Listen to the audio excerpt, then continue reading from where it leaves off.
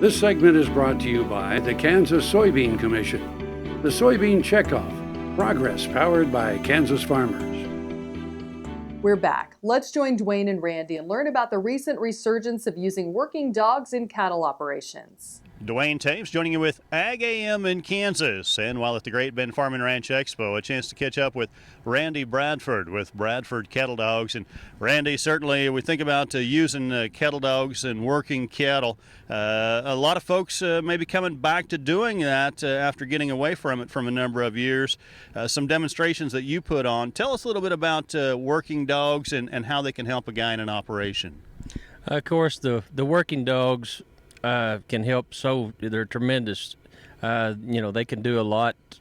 Probably one dog can do as much as 2 or 3 cowboys can, on a big ranch. And they're just super nice to have around. We use them at home a lot. We dog trial with them.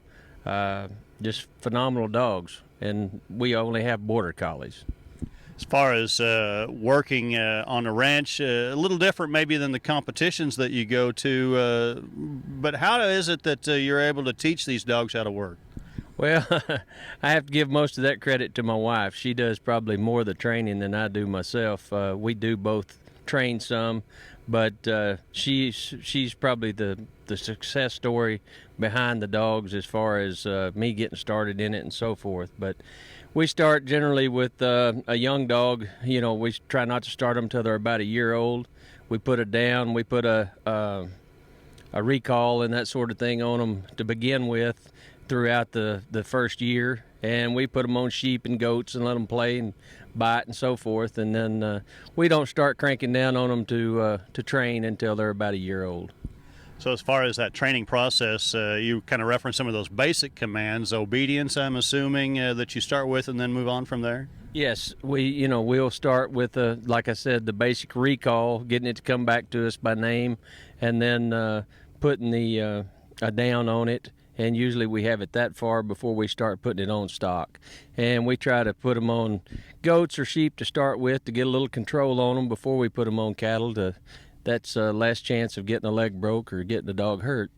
And so that's where we start at. And then generally when they're a year old, we start cranking down on them and start putting the really necessity training on them.